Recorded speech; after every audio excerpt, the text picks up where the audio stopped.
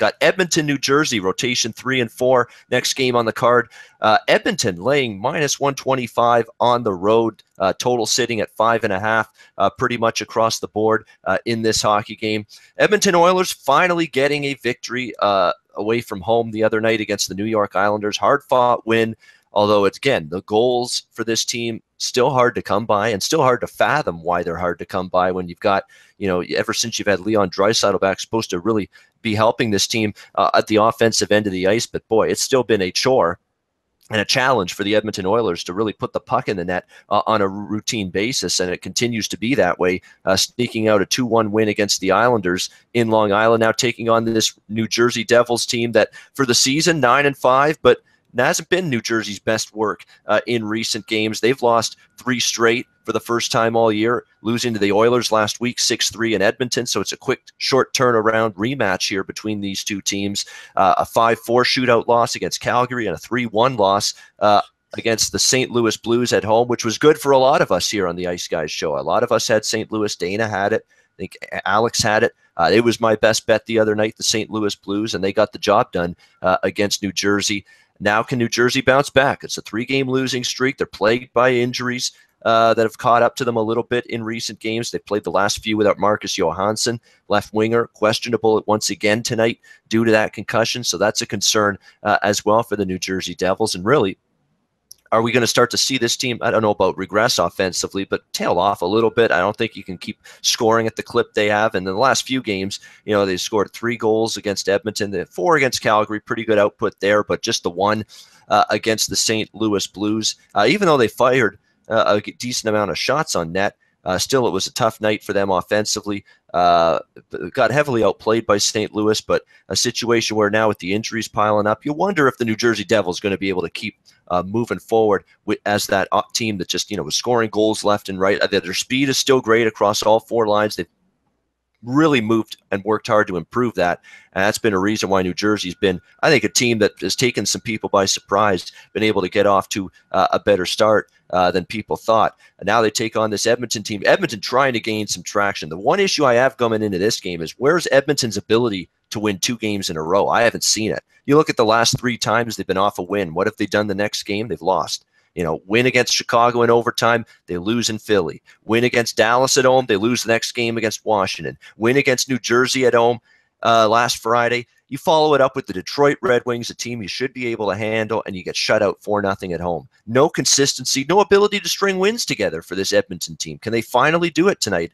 Dana's got a thought on the Oilers-Devils game tonight. Dana, what's your bet? What are you looking at? Yeah, thanks, Ian.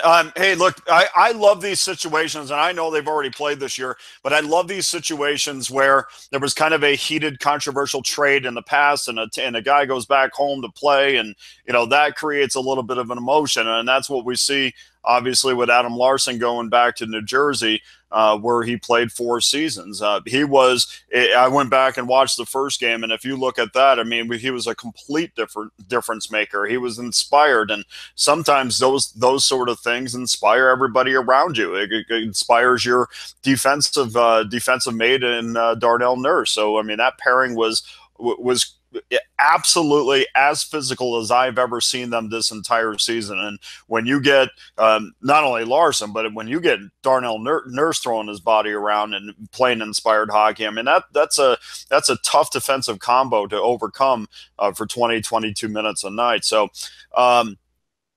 if you remember back to the last time that they played, Larson had 13 hits. He even had an assist in that game. So it was an inspired effort. And why is that important? Well, now we're talking about an Edmonton Oilers team that you'll have to admit has been uninspired this season. They've carried the pace of play for the most part pretty well, and even in that game against New Jersey, they completely carried that pace because they were playing some inspired hockey. And so when you have a situation like this, when somebody goes back home, I think it really helps everybody else to up their game a little bit as well. If you look at them statistically, I mean, they're definitely up there in shots on goal, which is good for me. But then I look at, okay, what kind of shots on goal do we have? Are these shots that are coming from the perimeter, or are they in the low slot area?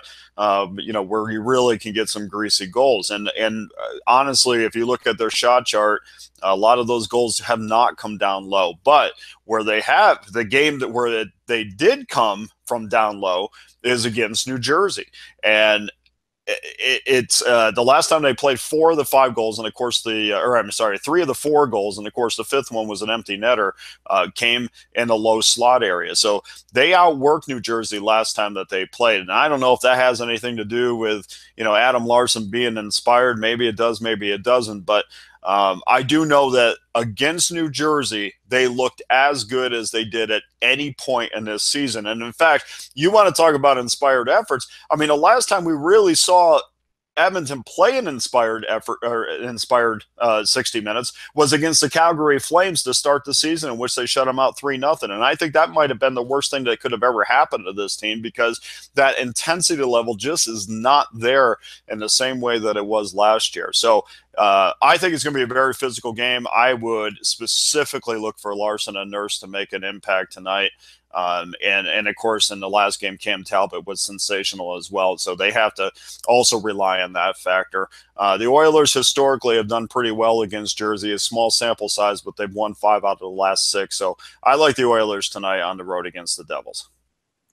Yeah, maybe this is the night for Edmonton to win 2 in a row. It's tough, but I understand the reasoning. If you got to eventually, get a momentum. Doesn't a win have to spring you forward to the next game and give you confidence? Maybe this finally is that time for the Edmonton Oilers. I know side perspective, I'm probably not going to be involved, but I can see the case for Edmonton. Can they finally win 2 in a row? And the under, by the way, 6-0 in the last 6 Edmonton road games. I mean, this is a team that all season long on the road, they've played this lower scoring, tight checking style. So again, this is a New Jersey team that I've been reluctant to bet under the total based on their start, but it's not a night I'm looking to bet New Jersey over. That Edmonton under track record on the road's pretty darn strong, and with their problem scoring goals in bunches right now, that's probably the way the Oilers are going to have to win games at this point in time till they get their offense figured out.